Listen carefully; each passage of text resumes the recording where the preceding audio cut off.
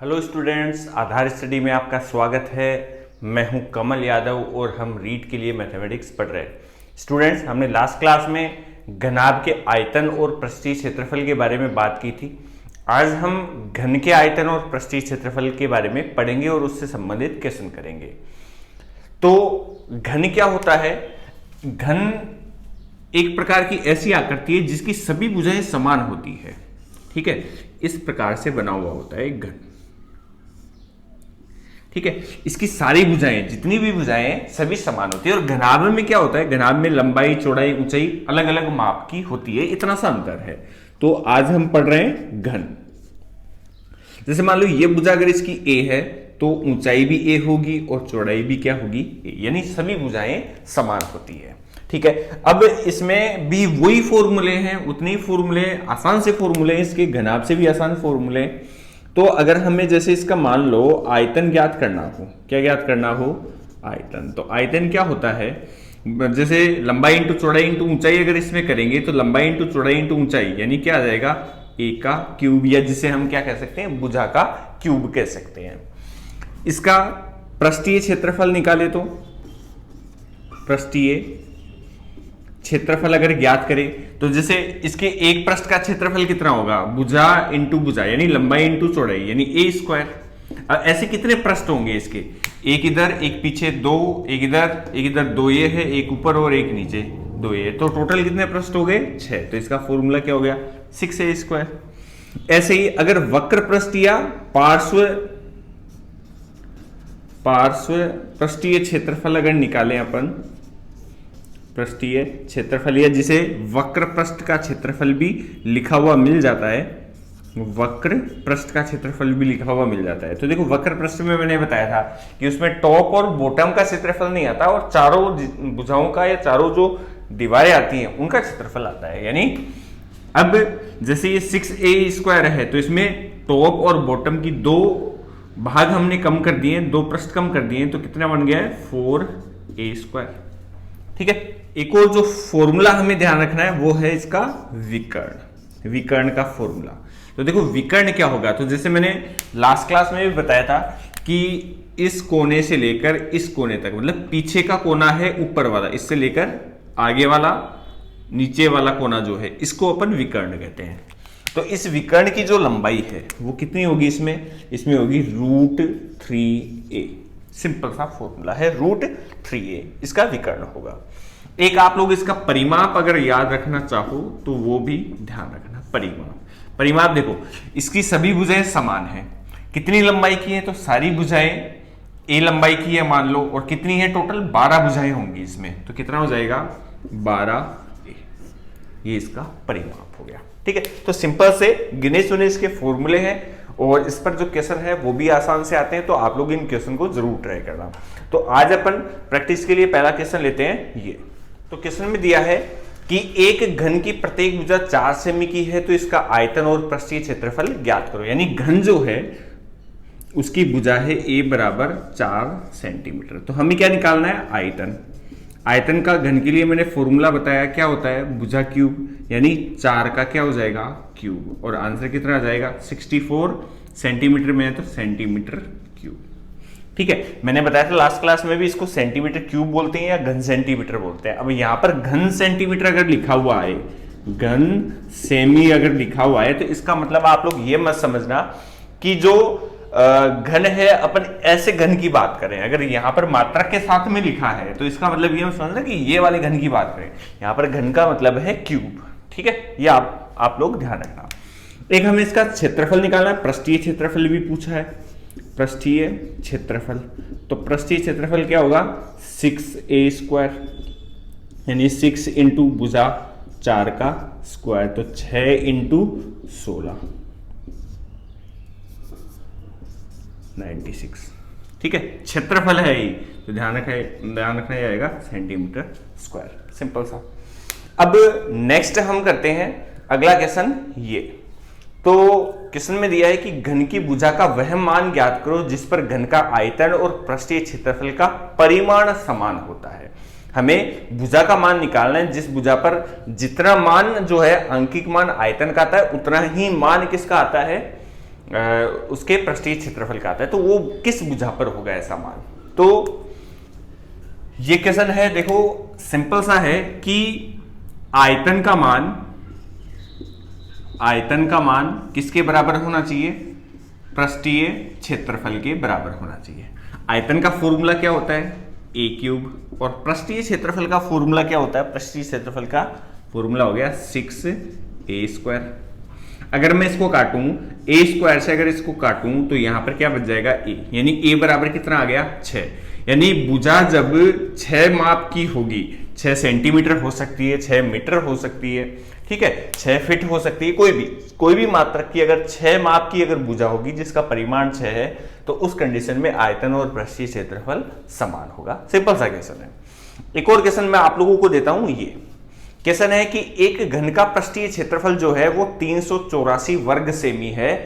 पृष्ठीय क्षेत्रफल इस बार हमें दिया है, हमें पूछा है घन का आयतन और इसका विकर्ण ज्ञात करो। तो आप लोग फटाफट इसको ट्राई करो, फिर अपन सोल्व करते हैं। तब तक मैं बोर्ड क्लीन कर देता हूं। तो स्टूडेंट्स, आपने क्वेश्चन को सोल्व किया होगा। अब क्वेश्चन में जैसे दिया है कि एक घन का पृष्ठीय क्षेत्रफल, क्या दिया है, पृष्ठीय क्षेत्रफल, और पृष्ठीय क्षेत्रफल का फॉर्मूला क्या लिखा था अपन ने, 6a²। इसका मान हमें दिया है कितना, 384। तो यहां से भुजा का मान आ जाएगा। देखो 6 को अगर इधर लेके जाऊं तो a² बराबर क्या आया, 384/6। 6 का भाग दे देंगे, 6 और 4 बारी गया। तो a² का मान अगर ये है तो a का मान कितना आएगा, 8 आ जाएगा। ठीक है, a² का मान 64 है तो a का मान 8, और जैसे मात्रक हमें दिया है सेमी, ये है सेंटीमीटर स्क्वायर, तो आंसर आ जाएगा सेंटीमीटर में। अब भुजा जब आ गई है तो हम आयतन और विकर्ण आसानी से निकाल सकते हैं। तो देखो आयतन का फॉर्मूला क्या है, आयतन का फॉर्मूला है a³ यानी भुजा का क्यूब, तो 8 का क्यूब हो जाएगा, सिंपल सा। विकर्ण जो है, विकर्ण अगर हमें पूछा है तो विकर्ण का फॉर्मूला क्या बताया था, √3a। ठीक है, तो √3 × 8 यानी 8√3, ये हो जाएगा। सिंपल से फॉर्मूले आप लोग ट्राई करना है इसको। एक और क्वेश्चन मैं आप लोगों को देता हूं ये। तो स्टूडेंट्स, जैसे मैं अपने स्क्रीन में क्वेश्चन देख रहा हूं, क्वेश्चन है कि एक घनाभ का आयतन एक घन से दुगुना है। मतलब अपने पास इस बार दो आकृतियां, एक घनाभ है और एक घन है, और घनाभ का जो आयतन है वो घन से दुगुना, घन यानी घन के आयतन से दुगुना है। यदि घनाभ की भुजाएं 9, 8 और 6 सेमी है तो घन का पृष्ठीय क्षेत्रफल ज्ञात करो। आया समझ में इतना? अभी आप लोग इसको ट्राई करो, फिर अपन सोल्व करते हैं। तो स्टूडेंट्स, जैसा क्वेश्चन में दिया है कि अपने पास एक घन है, या मान लो पहले घनाभ है एक, ठीक है, और एक है घन, और क्वेश्चन में हमें दिया है कि जो घनाभ का आयतन है वो घन के आयतन से दुगुना है। तो मान लो इस घनाभ का आयतन है v और इस घन का आयतन है v डैश। ठीक है, हमें जो कहा है वो ये कहा है कि जो घनाभ है उसका आयतन घन के आयतन से दुगुना है, घन के आयतन से दुगुना है घनाभ का आयतन। अब देखो इस घनाभ का आयतन तो क्या होगा, लंबाई इंटू चौड़ाई इंटू ऊंचाई, LBH, और 2 यहां पर है। घन का आयतन क्या होगा, भुजा क्यूब। ठीक है, तो L, B और H के मान हमें दिए हैं। L का मान दिया है 9, B का मान दिया है 8 और H का मान दिया है 6। इधर है 2a³, इसको गुणा करेंगे तो ये हो जाएगा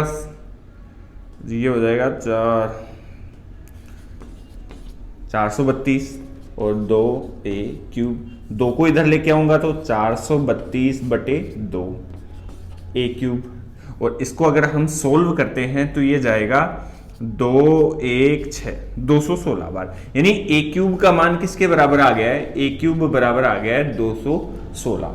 तो a बराबर क्या होगा, अगर 216 का घनमूल करेंगे तो कितना आएगा, 6। ठीक है, आप लोग ट्राई करके देखना, a का मान 6 है तो a³ का मान 216 हो जाएगा। तो ये आ गई अपने पास घन की भुजा, और हमें पूछा क्या है, हमें पूछा है कि घन का पृष्ठीय क्षेत्रफल ज्ञात करो। तो घन का पृष्ठीय क्षेत्रफल इस घन का पृष्ठीय क्षेत्रफल क्या होगा? पृष्ठीय क्षेत्रफल का फॉर्मूला 6a² बताया था मैंने। तो 6 इंटू ए का मान कितना है? 6 स्क्वायर, तो ये कितना आ जाएगा? 216 आ जाएगा। पृष्ठीय क्षेत्रफल है तो सेंटीमीटर स्क्वायर मान लो। ठीक है, ये क्वेश्चन है। एक और क्वेश्चन मैं देता हूं आप लोगों को। ये तो देखो क्वेश्चन में जैसे दिया है कि 25 सेमी भुजा वाला एक घन है, उसको पिघलाकर 5 सेमी भुजा वाले घन कितने बनाए जा सकते हैं। मतलब क्वेश्चन में है कि अपने पास एक बड़ा घन है जिसकी भुजा है 25 सेमी और हमें उसके छोटे छोटे घन बनाने हैं। कितनी भुजा के? 5-5 सेंटीमीटर भुजा के। तो उस बड़े घन से कितने छोटे घन बनाए जा सकते हैं। तो देखो स्टूडेंट्स, क्या है कि अपने पास एक बड़ा घन है, ऐसे मान लो कि ये एक बड़ा घन है और इसके हमें छोटे छोटे घन बनाने हैं। इसकी भुजा जो है वो है 25 सेमी और इसकी भुजा रखनी है कितनी? 5 सेमी। तो जब हम बड़े घन को पिघलाकर छोटे छोटे घन बनाएंगे तो ऐसी कंडीशन में जितने छोटे घन बनेंगे उन सबका टोटल आयतन इस बड़े के बराबर होगा, क्योंकि वो सारे छोटे जो है वो इसी बड़े घन से बने हैं। ठीक है, मतलब हमने एक बड़े घन को तोड़ के ही छोटे छोटे पिघला कर ही छोटे छोटे घन बनाए हैं। तो जितना आयतन बड़े घन का होगा उतना ही आयतन उन सभी छोटे घनों का टोटल आयतन होगा। कहने का मतलब यह है कि जैसे मान लो यहां पर हमने ऐसे घन बनाए, कितने घन बनाए? ऐसे मान लो कि n घन बना लिए। कितने? n घन बना लिए। तो इन n घनों का आयतन कितना आएगा? तो एक घन का आयतन तो हो गया 5 का क्यूब। ठीक है, 2 का होगा तो इंटू 2 कर लेंगे, 3 घन बनेंगे तो इंटू 3 कर लेंगे। और मान लो ऐसे कितने घन बन रहे? n घन बन रहे, तो n का गुणा कर देंगे। अब ये आयतन, ये टोटल आयतन आ गया, n घनों का टोटल आयतन आ गया। ये आयतन किसके बराबर होगा? इस बड़े वाले घन के बराबर। और बड़े वाले घन का आयतन क्या होगा? 25 का क्यूब। सिंपल सा है। अब देखो 25 का क्यूब मतलब 25 इंटू 25 इंटू 25, अपन ऐसा लिख सकते हैं। और इस 5 की क्यूब को बटे में ले आता हूं मैं, ये बटे में ले आता हूं 5 इंटू 5 इंटू 5। 5 का क्यूब बटे में आ गया और इधर क्या शेष रह गया? n शेष रह गया। अगर हम इसको काटेंगे तो ये 5 बार कटेगा, फिर 5 से 5 कट गया, 5 से एक बार और काटेंगे 5 बार। 25 इंटू 5 करेंगे तो 125 घन बनेंगे टोटल। ये क्वेश्चन इस प्रकार से सोल्व होगा। एक और क्वेश्चन देता हूं मैं। ये तो जैसा क्वेश्चन में है कि एक धातु के 3 घनों की भुजाएं, मतलब अपने पास एक धातु के 3 घन हैं। कितनी भुजाओं के हैं? एक घन है 6 सेंटीमीटर भुजा का, दूसरा घन है 8 सेंटीमीटर भुजा का और तीसरा घन जो है वो है 10 सेंटीमीटर भुजा का। तो अगर मान लो इन्हें पिघलाकर एक बड़ा घन बनाए तो उसकी भुजा कितनी होगी? मतलब इन्हें पिघलाकर बनाए गए घन की भुजा ज्ञात करो। मतलब 3 घन है अपने पास, उनको पिघला के मिक्स करना है और बड़ा घन बनाना है। इसमें क्या था? बड़े घन को तोड़ के छोटे बनाए थे। अब जो क्वेश्चन है उसमें क्या है कि छोटे घनों को मिला के बड़ा घन बना रहे, तो बड़े घन की भुजा हमें पूछी है। तो आप लोग इस क्वेश्चन को ट्राई करो, फिर अपन इसको सोल्व करते हैं। तो स्टूडेंट्स, आपने जैसे क्वेश्चन को सोल्व किया होगा, मैं इसको सोल्व कर रहा हूं कि अपने पास 3 घन है, 6 सेमी, 8 सेमी और 10 सेमी भुजा की। यानी मान लो अपने पास एक घन ये है, ठीक है, एक घन ये है और एक इससे थोड़ा और बड़ा घन है। ठीक है, इसकी भुजा जो है वो मान लो कि A1 बराबर 6 सेंटीमीटर, इसकी भुजा है A2 बराबर 8 सेंटीमीटर और इसकी भुजा है A3 बराबर 10 सेंटीमीटर। अब इनको मिला के, इनको पिघला के एक बड़ा घन बना रहे हैं, उसकी भुजा हमें ज्ञात करनी है। तो देखो कॉन्सेप्ट वही है कि जो बड़ा घन बनाएंगे वो इन तीनों घनों के बराबर होगा, यानी इन तीनों घनों का कुल आयतन और उस बड़े घन का आयतन क्या होगा? बराबर होगा। तो पहले इन तीनों का कुल आयतन निकाल लेते हैं। तो देखो इसका आयतन तो क्या आएगा?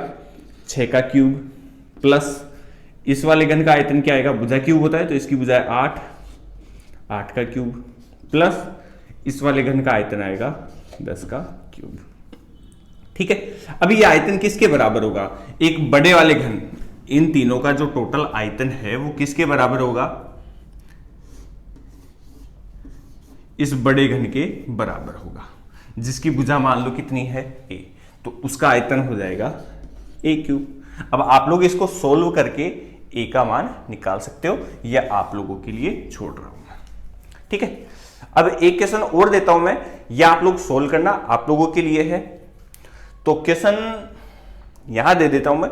क्वेश्चन है ऐसा कि 8 सेमी भुजा वाले दो घनों को जोड़ने पर 8 सेमी भुजा वाले दो घनों को जोड़ने पर बने घनाभ का पृष्ठीय क्षेत्रफल ज्ञात करो। मतलब अपने पास क्या है, दो घन है,